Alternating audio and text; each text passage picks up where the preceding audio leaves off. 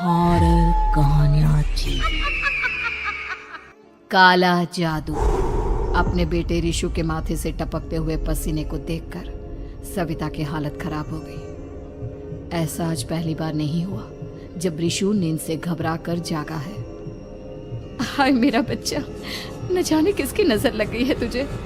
जब से मेरे बच्चे ने 10वीं के एग्जाम में स्कूल टॉप किया है तब से रोज बुरे बुरे सपने आने लगे हैं।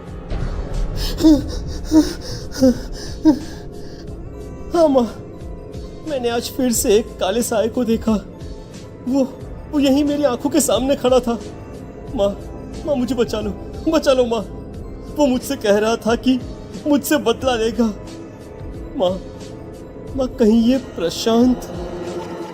चुप कर, कैसी बात कर रहा है? दोबारा उसका नाम मत लेना। तुझे पता है ना, उस प्रशांत ने आत्महत्या कर ली, तो बार बार उसका नाम मत लिया कर। मम्मी, क्या सच में प्रशांत ने आत्महत्या की थी? चुप कर, बहुत सवाल पूछता है आजकल। और फिर रात के बाद सविता के पूरे घर में एक अजीब सा काला धुआं छाने लगा। गहरी नींद में सोई सविता की जैसे ही आंख खुली उसका दम घुटने लगा। वो दौड़कर रिशु के रूम की तरफ गई जहां उसके दरवाजे पर घूमती एक काली परछाई देख वो बुरी तरह से घबरा गई। कौन है वहाँ? कौन है? सामने आओ। ये मैं हूँ, तुम्हारी काली करतूत।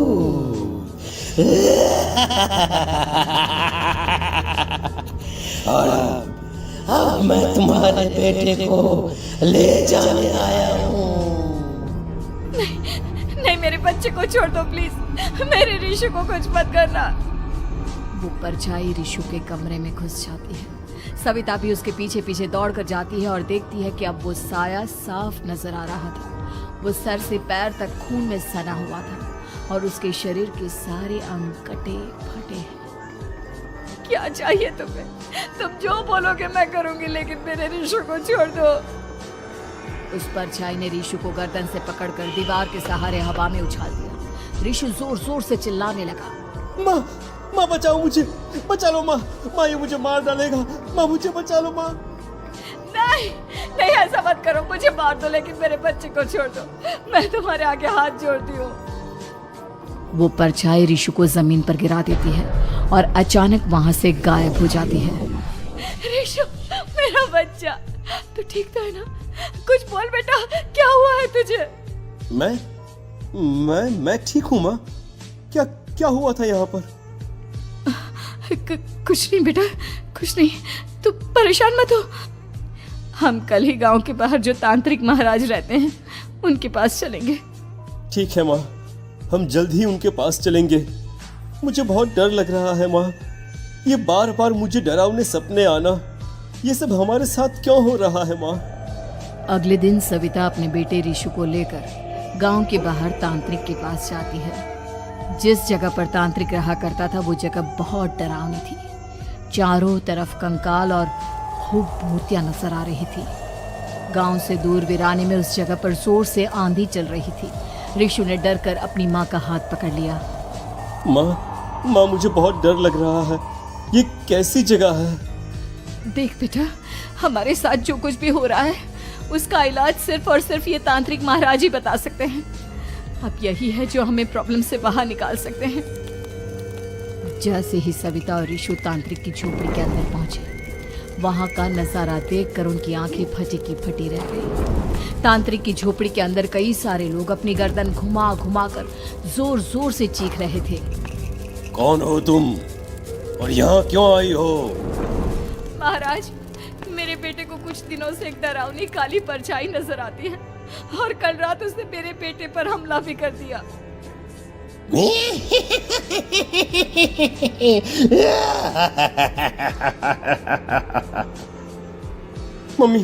मम्मी हमें यहाँ से चलना चाहिए। ये जगह मुझे ठीक नहीं लगती। नहीं बेटा, ऐसा नहीं कहते।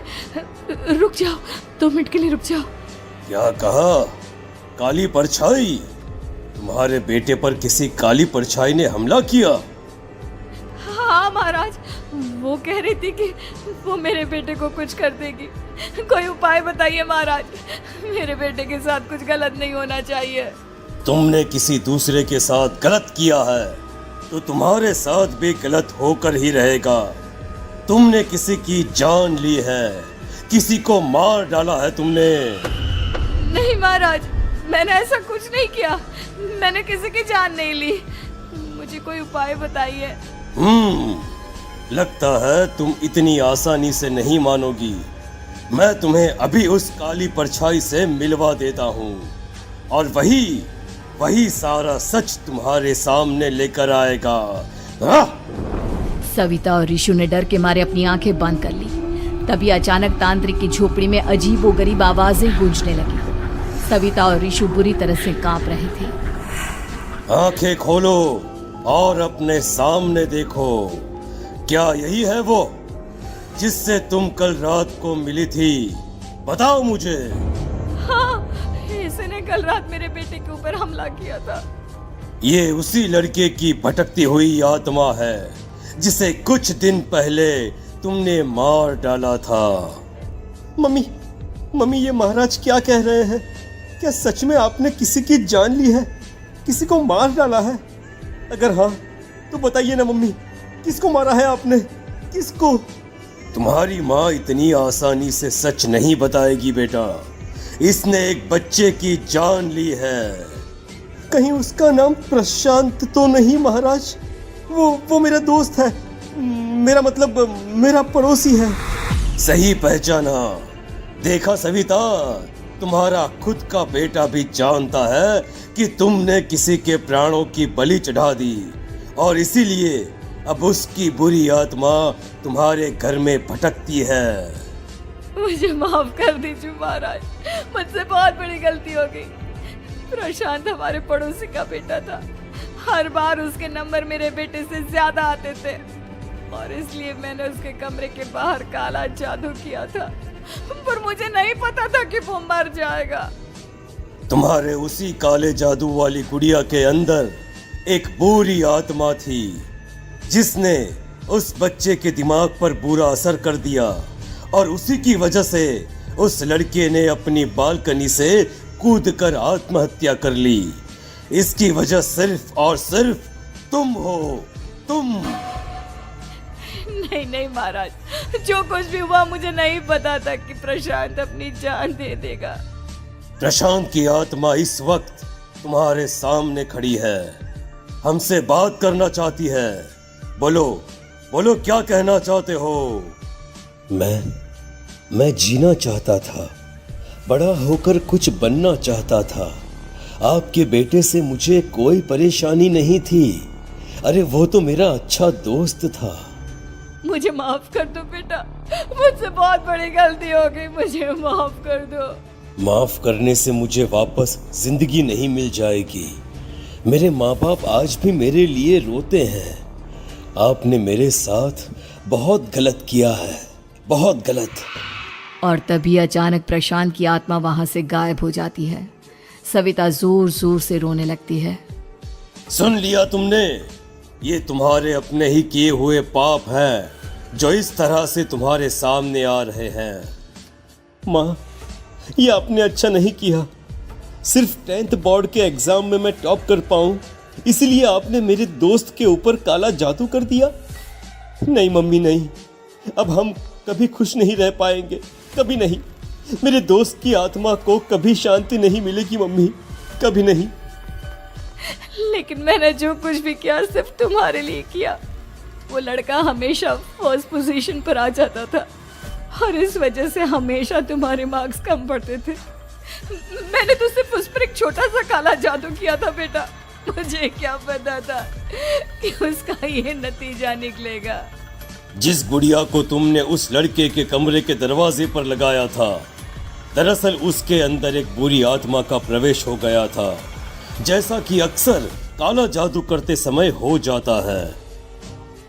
मुझे अपनी गलती का एहसास हो गया है। मैं प्रायश्चित करना चाहती हूँ। आप बताइए मैं क्या करूँ?